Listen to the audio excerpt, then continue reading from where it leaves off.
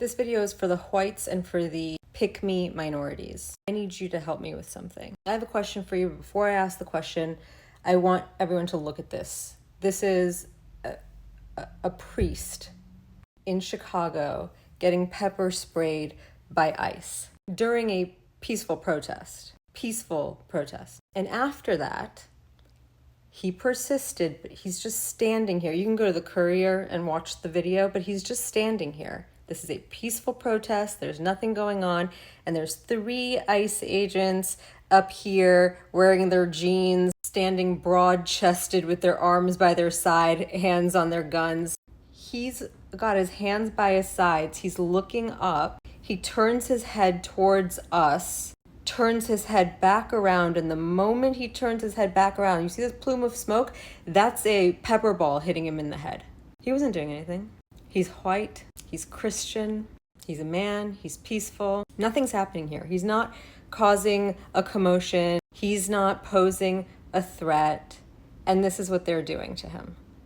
Up until this point, you guys have been able to see the excessive use of force being used against Black people and people of color and the poor. You've watched it in 4K, but you've always had something to say. He should have just complied. Then the very next video you see is a guy complying more than anyone's ever complied in their entire lives and still getting killed.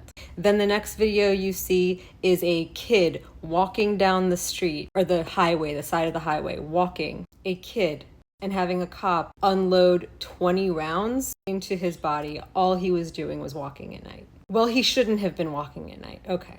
Then you watch Sonia Massey get murdered in her own home. She shouldn't have gone to attend to the pot of boiling water. Got it. You've been okay with all of this because you don't see yourself in any of these people. And so you don't think that the excessive use of force is ever going to come for you. So you've been doing the heavy lifting of your authoritarian government by making excuses for all of these oversteps. And in doing so, you have diminished the value of life. You thought you were just diminishing the value of the lives of Black and brown people, but you don't understand that what you've done is diminish the value of all life, because there can always be an excuse for the violence against the people, because they got you to excuse it when it was against people that you didn't value.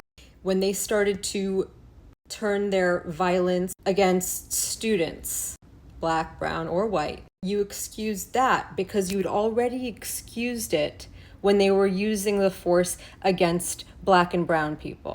And now you're excusing it when it's against the students because, well, they shouldn't be. You have gotten so accustomed to saying they shouldn't have been doing this. They shouldn't have been doing this. He should have just done this. She shouldn't have done that.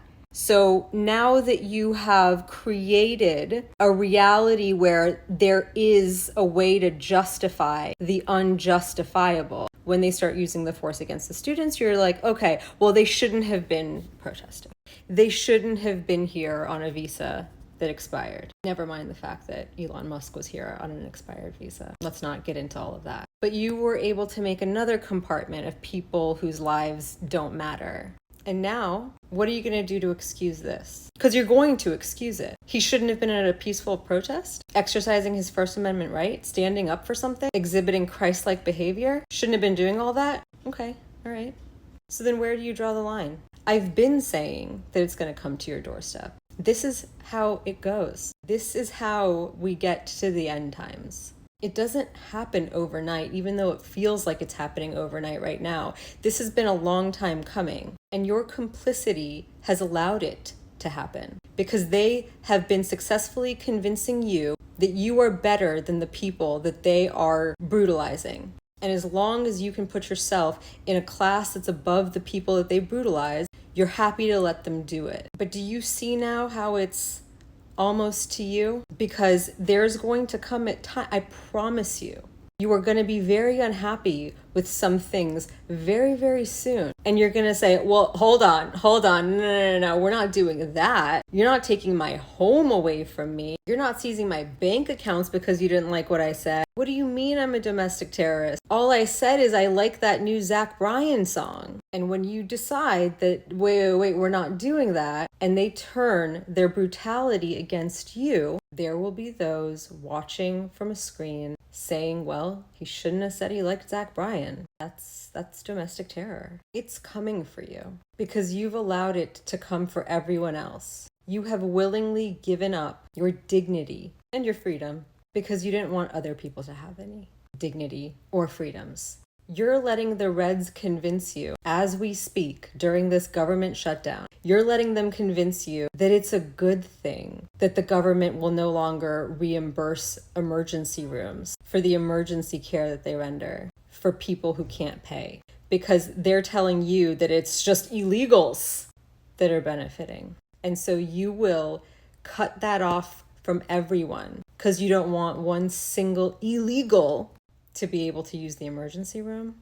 And so what happens when you go to the emergency room and you don't have insurance, or you don't have your insurance documents on you because your mom keeps that stuff and you don't know anything about your insurance, and you're actively bleeding out and they don't treat you because they're not going to get reimbursed by the government? You understand? They keep pitting you against some group of people that you can think you're better than in order to manufacture your consent for giving up everything.